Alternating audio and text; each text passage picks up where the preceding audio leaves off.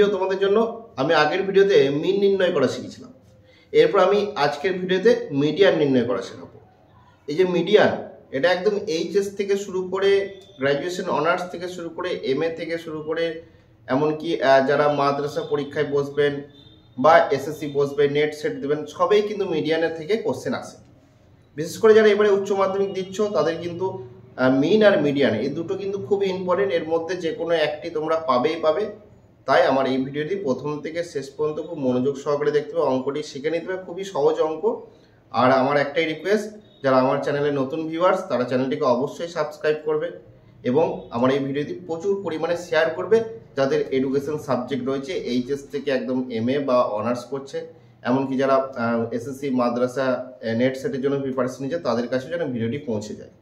তাহলে শুরু করা যাক। বোর্ডে যে স্কোর আর এফ দেওয়া আছে এখান থেকে মিডিয়ান নির্ণয় করতে হবে বা মধ্যমান নির্ণয় করতে হবে। মিডিয়ান বা মধ্যমান আমি কিভাবে নির্ণয় করব এখান থেকে? অবশ্যই এটি কিন্তু বিন্যস্ত স্কোর। আমার চ্যানেলে অবিন্যস্ত স্কোরের মিন, মিডিয়ান, মোড সব দেওয়া আছে, দরকার পড়লে চ্যানেলে ঢুকে দেখে নিতে পারেন। এরপর আমরা করছি মিডিয়ান নির্ণয়। এই প্রথমেই কি করতে হবে? প্রথমেই কিন্তু আমাদের যেটা স্টেপ সেটা হচ্ছে এই যে স্কোর দেওয়া আছে, স্কোরের ঘরের নিচে আমি আই লিখবো, ছোট হাতের আই।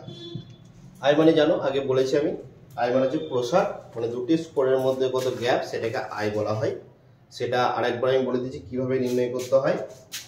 এই যে স্কোরটা দেওয়া আছে 10 থেকে 14, আমি কি করব, যত থেকে যত বলবো আমি কমা দিয়ে লিখে নেব এবং সংখ্যাগুলি গুনে নেব। 1 2 3 4 5, কত পেলাম? সংখ্যা কটা হলো? 5টা। এটাই হচ্ছে আই, সহজ পদ্ধতি আই নির্ণয় করার। আই সমান আমরা 5 পেলাম, 5 লিখে দিলাম।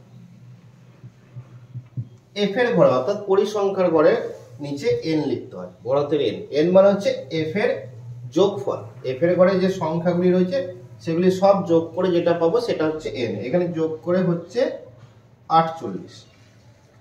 প্রথমে এই দুটো স্টেপ, তারপরে আরেকটি ছক করতে হবে, যেটা হচ্ছে সিআই। একে বলা হয় ক্লাস ইন্টারভেল, অনেকে আবার ক্লাস বাউন্ডারি বলে থাকে, বাংলাতে বলা হয় শ্রেণী সীমানা বা শ্রেণী ব্যবধানও বলা হয়। এরপর এটা কি করে করব?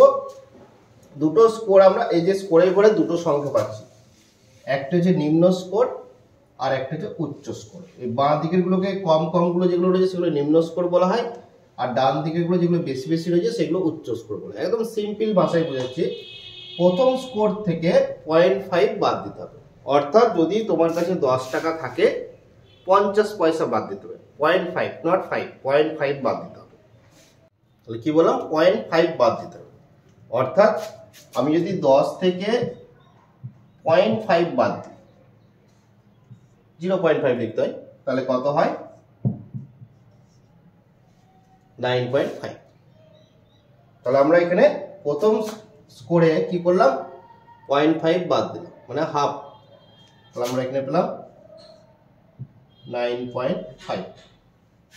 এবং এই যে উচ্চ স্কোর আছে, অর্থাৎ উচ্চ স্কোর কত আছে? 14। এই 14 এর সঙ্গে আমি 0.5 যোগ করব, প্লাস 0.5, তাহলে কত পেলাম? 14.5। এইভাবে প্রথম স্কোরগুলো থেকে 0.5 কমাবো এবং দ্বিতীয় স্কোর বা উচ্চ স্কোরগুলি থেকে 0.5 বাড়াবো। তাহলে এখানে কি হচ্ছে? 14.5। সেম ভাবে আমি পুরোটাই করে নেব।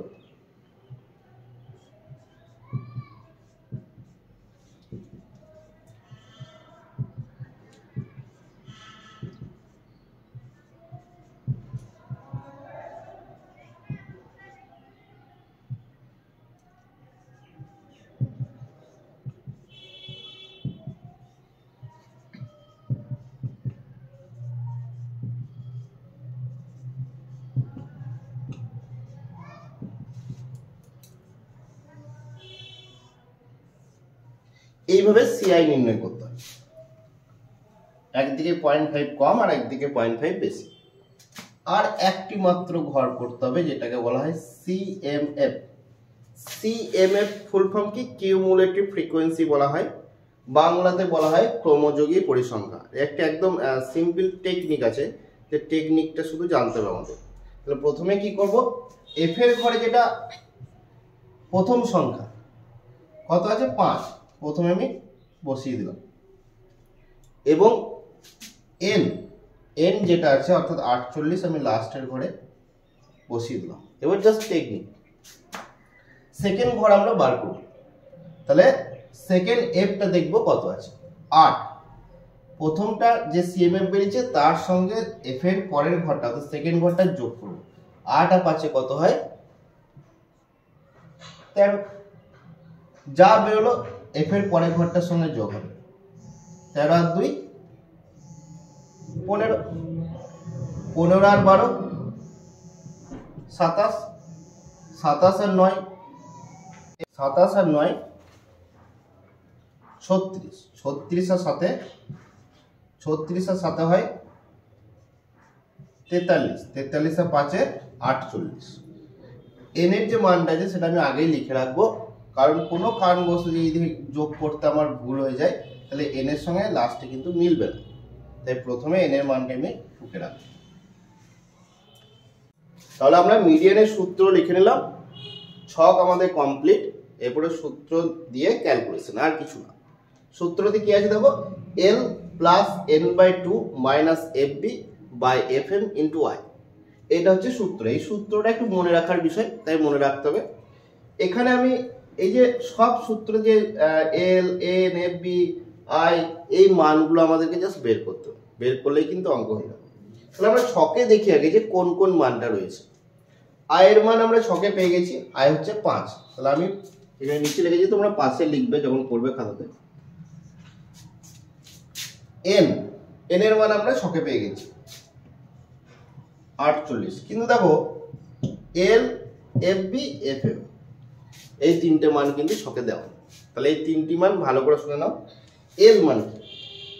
এল মানে হচ্ছে দেখো, অ্যাকচুয়ালি অনেক জায়গায় দেখবে এল এল লেখা থাকে, অর্থাৎ লোয়ার লিমিট বা নিম্ন সীমা বলা হয়। কি করে বের করতে হয়, এই যে এফ এর ঘরে সব থেকে বড় যে পরিসংখ্যা অর্থাৎ সব থেকে বড় যে সংখ্যাটি আছে, মানে সব থেকে বড় পরিসংখ্যা আমাকে দেখতে হবে কোনটা, এটা খুব ইম্পর্টেন্ট। তাই এই ঘরটা পারলে একটু এইভাবে তোমরা দাগ দিয়ে রাখতে পারো, কোনো অসুবিধা নেই। এই এফ এর ঘরে সব থেকে বড় সংখ্যার সোজাসুজি বা পাশাপাশি বলতে পারো সিআই এর ঘরে যে নিম্ন সীমাটি রয়েছে। দুটো সীমা আমরা পেয়েছি, একটি নিম্ন সীমা, একটি উচ্চ সীমা। যেগুলো কমেছে সেগুলোকে নিম্ন সীমা বলি, যেগুলো বেড়েছে সেগুলো উচ্চ সীমা। তাহলে এফ এর ঘরে সব থেকে বড় সংখ্যা তার সোজাসুজি সিআই এর ঘরে নিম্ন সীমা কি রয়েছে, এইটা, এটা হয় এল। তাহলে আমরা এল এর মান পেয়ে গেলাম কত, 24.5। এরপর দেখবো আমরা এফবি। এফবির ফুল ফর্ম কি? এফবির ফুল ফর্ম হচ্ছে বিলো ফ্রিকোয়েন্সি। লিখি আমরা এফবি, কিন্তু বলার সময় বলা হয় বিলো ফ্রিকোয়েন্সি। কি করে বের করা হয় দেখো, দুটো খুব সহজ প্রসেস, আমি দুটোই বলে দেবো।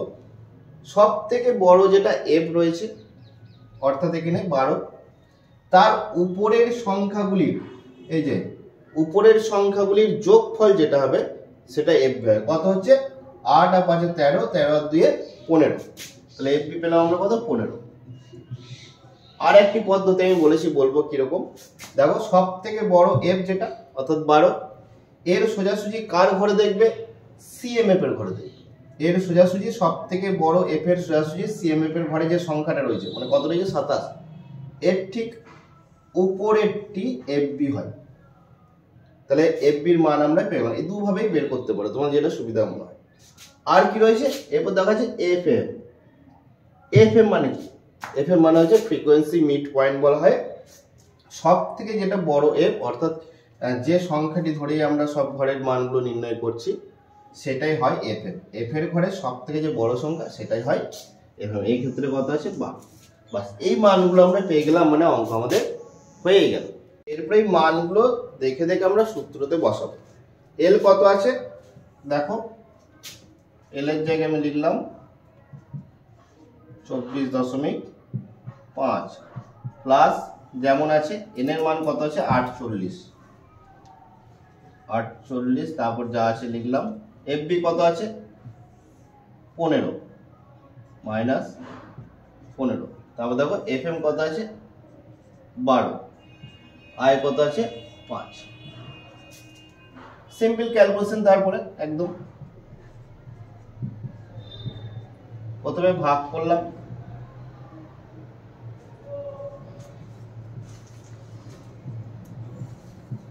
স্টেপ জাম্প করবে না, পরপর করবে, এটা কিন্তু মাথায় রাখবে। অনেকে স্টেপ জাম্প করে দেয়, স্টেপ জাম্প করতে নাই, পরপর করতে হয়। এরপরে আমরা বিয়োগ করছি, 24 থেকে 15 বাদ দিলে, এবার আমরা বিয়োগ করে নিচ্ছি, 24 থেকে 15 বাদ দাও 9, যা আছে লিখলাম। একদম স্টেপ ওয়াইজ স্টেপ করবে, কোনো রকম স্টেপ জাম্প করবে না। উপরে উপরে গুণ হয় 45, এটার সঙ্গে এটা গুণ করলাম।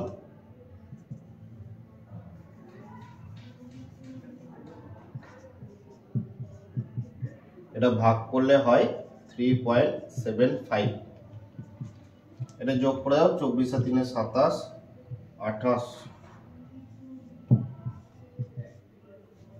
এটা যোগ করব, 24 আর 3 27, 28.25। এটা হচ্ছে অ্যান্সার। একদম সিম্পল ক্যালকুলেশন, খুব সহজ অঙ্ক। অবশ্যই মনোযোগ সহকারে ভিডিওটি দেখে অঙ্কটি প্র্যাকটিস করো সবাই। বিশেষ করে যারা এইচএস পরীক্ষা দিচ্ছ তাদের জন্য তো খুবই ইম্পর্টেন্ট মিন আর মিডিয়ান। তাই আমার ভিডিওটি ভালো লেগে থাকলে অবশ্যই একটি লাইক করবে, কমেন্ট করবে। আরও কিছু জানার থাকলে আমি এরকম এডুকেশন সাবজেক্ট রিলেটেড ভিডিও আরও পোস্ট করব। আর চ্যানেলটি সাবস্ক্রাইব করতে ভুলবে না। যারা নতুন ভিউয়ার্স তাদেরকে বলবো চ্যানেলটি অবশ্যই সাবস্ক্রাইব করবে এবং আমার ভিডিওটি প্রচুর পরিমাণে শেয়ার করে দাও। যাদের রাশিবিজ্ঞান সংক্রান্ত অঙ্ক রয়েছে, আমি সব অঙ্কই এই চ্যানেলের মাধ্যমে দেবো। আমার ভিডিওটি প্রথম থেকে শেষ পর্যন্ত দেখার জন্য ধন্যবাদ।